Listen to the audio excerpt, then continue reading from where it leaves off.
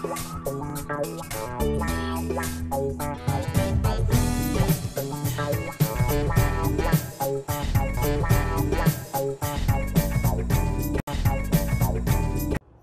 pertes sont les impacts négatifs des changements climatiques qui échappent aussi bien à l'adaptation qu'à l'atténuation. Quoi que vous fassiez, quoi que vous entrepreniez comme mesure d'adaptation ou comme vous fassiez pour atténuer les effets des changements climatiques, il y a des conséquences résiduelles qui existent, qui demeurent, et vous ne pouvez pas traiter autre mesure que d'apporter une solution immédiate pour pouvoir vraiment y faire face. Je prends un exemple très simple, puisque nous sommes du Bénin. Vous voyez, au niveau de Grand Popo, entre la frontière du Bénin et celle du Togo, du côté béninois, la mer avançait.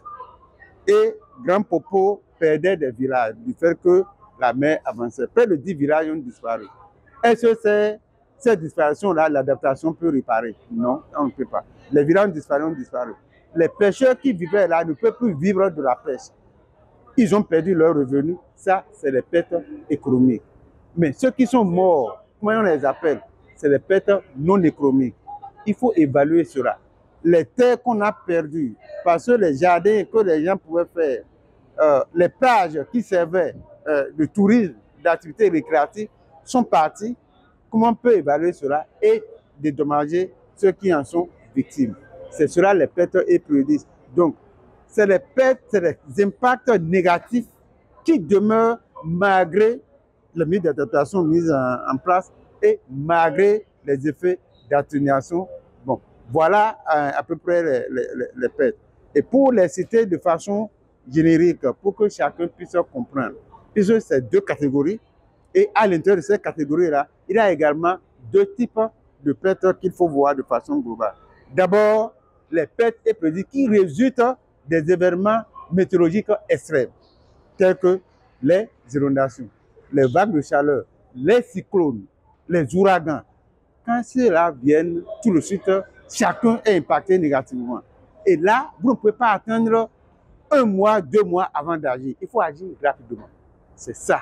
Ça, là, c'est les pertes liées aux événements extrêmes. Mais quand vous perdez les essences forestières, c'est la biodiversité. Quand vos terres deviennent beaucoup plus stériles, parce que du fait d'une longue exploitation de ces terres, les qualités qui peuvent permettre à la terre de donner de meilleurs rendements, ces qualités-là se perdent. C'est les pertes. Mais là, ça se manifeste à plus ou moins long terme. Quand la mer avance, peut-être de 10 cm par an, mais vous voyez à long terme, les pertes vont être nombreuses. Et ça, là, c'est les pertes qui se manifestent beaucoup plus lentement. Et donc, quand on est à l'intérieur de ces pertes-là, on peut encore voir les pertes qui sont d'ordre économique et les pertes qui sont non économiques. Je prends les pertes, par exemple, non économiques. L'héritage. Quand une maison a été avalée par la mer, on enterre souvent, les gens font des cérémonies pour leurs ancêtres qui sont partis. Voilà la mer venue prendre tout ça. Ce n'est pas une perte économique. Voilà, c'est les pertes non économiques. Si on doit vraiment faire une quelconque récompense, en griffe, récompense, parce qu'on ne veut pas le mot assurance dans cette thématique-là, qu'allons nous faire? Comment on peut évaluer ça? Et comment on peut dédommager? C'est cette technique-là que nous voulons mettre en place. C'est en fait l'approche de gestion des risques climatiques, les vulnérabilités et les impacts. Quand vous les déterminez, vous évaluez les coûts économiques et vous évaluez les coûts non économiques. Tout ce qui est coût économique, par exemple, quelqu'un a perdu son travail. Vous voyez, il est pêcheur. S'il gagne 20 000 francs par mois, un exemple, il ne peut plus faire ça. Ça devient une perte économique. Quelqu'un est un thérapeute. Il n'a plus d'essence forestière pour traiter. Ça fait également une perte économique. Mais l'essence qui est partie, c'est une perte environnementale qui n'a pas de prix. Donc ça fait des pertes non économiques. Et les conséquences qui interviennent, c'est ça le préjudice. Ça apporte un préjudice. Une maison qui a disparu, ça apporte un préjudice à long terme sur l'individu. Préjudice moral, préjudice d'affection. Je suis attaché à la terre, mais cette terre-là est partie. Je regrette ça toujours. C'est un préjudice que la personne subit.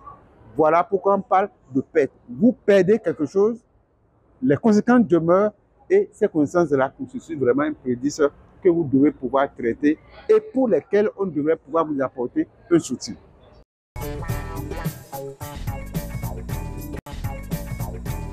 Les mesures d'adaptation souvent prennent du temps avant de produire d'effet. Avec les mécanismes que nous voulons mettre en place, on va apporter une réponse immédiate à ces pertes-là. Et au niveau du fonds, sur les pertes et préjudices, il est prévu 4 mécanismes de financement. Un mécanisme qui vient par un soutien direct au budget de l'État. Un mécanisme qui vient par un mécanisme, un accès direct par les communes. Un soutien financier qui intervient également par les institutions des Nations Unies, notamment le PNUD, la Banque mondiale, le Fonds pour l'environnement mondial, qui peuvent, pour des projets d'une certaine envergure, notamment pour les événements qui se manifestent de façon lente, apporter vraiment un programme approprié pour qu'on puisse vraiment maîtriser ça. Et ensuite, le dernier, là, c'est le décaissement rapide. Le décaissement rapide, c'est beaucoup plus pour les événements, les catastrophes naturelles qui surviennent et les inondations. Remarquez au Bénin, chaque année, on a les inondations, notamment à Branville, Karimama, dans le bassin du Mono.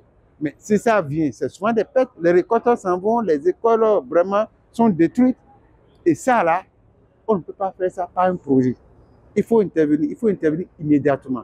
D'où l'importance des plans de contingence communale qui permettent vraiment aux autorités locales d'intervenir rapidement pour apporter une solution appropriée. Et au niveau national, on a le plan de contingence, on a un plan de contingence national qui est mis en œuvre à travers le ministère de l'Intérieur et spécifiquement à travers l'agence, l'ANPC, l'Agence nationale de protection civile, qui a changé de nom.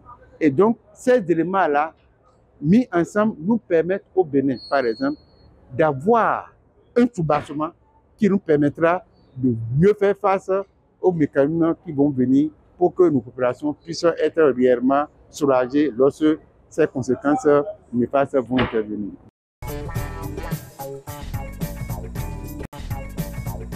C'est à la COP28 qui a eu lieu à Dubaï, aux Émirats arabes unis, que en fait l'opérationnalisation du fonds sur les pertes et préjudices est intervenue. Mais sa création est intervenue à Sharm el-Sheikh en Égypte en 2022. Les instruments de gestion ont été adoptés à Dubaï et c'est à l'intérieur de ces instruments-là qu'on a le fonds, qu'on a le conseil d'administration du fonds. Le conseil d'administration qui est l'organe qui prend les décisions, qui vote le budget du fonds, qui désigne le directeur général qui est l'élu et qui adopte les lignes directrices pour traiter les questions des pertes et préjudices. Et donc, à ce jour, il faut retenir en 6 mois, parce que le fonds a commencé par travailler, le conseil d'administration a commencé par travailler en avril 2024. Et en 6 mois, tout de suite, le conseil d'administration a pu vraiment désigner le directeur exécutif du fonds, qui est le Sénégalais Ibrahima Cheikh Diong. Le fonds a désigné le pays qui va abriter le conseil d'administration parce que les membres du conseil d'administration doivent avoir l'immunité pour que dans l'exercice de leurs fonctions, on ne puisse pas vraiment leur faire des procès. Et donc, il faut leur accorder une immunité. Et c'est les Philippines qui ont été prises. Donc, ça permet vraiment de se regarder un peu. Les promesses de financement qui ont été faites à Dubaï, soit environ 700 millions de dollars, si on ne prenait pas les mesures pour transformer ces promesses en engagement ferme, monnayable, on ne peut pas financer les demandes qui peuvent intervenir. Et donc, on a eu 2 agréments signés avec la Banque mondiale, ici même à Bakou, pour que les pays qui ont fait des promesses maintenant puissent verser ces fonds-là dans les caisses du fonds sur les pertes et préjudices. Et enfin, les engagements pour que la Banque mondiale puisse abriter le secrétariat indépendant du fonds afin que ce fonds-là travaille au plan technique de façon différente qui permette d'avoir les résultats de façon rapide. Bon, voilà là où nous en sommes. Il reste une thématique importante, un pan du fonctionnement du fonds qui reste, c'est l'adoption du règlement intérieur complémentaire. Les règles suivant lesquelles les décisions vont être prises, quelle va être la procédure que les pays vont suivre pour pouvoir bénéficier de l'appui du fonds et également, ce qui est important, les modalités d'accès à ces 4 types de financement dont j'ai parlé. Et donc, si on aura fait vraiment ce 4e conseil d'administration, le fonds pourra être complètement opérationnel. Et à partir de janvier 2025, on peut commencer déjà la mise en œuvre de façon pratique sur le terrain.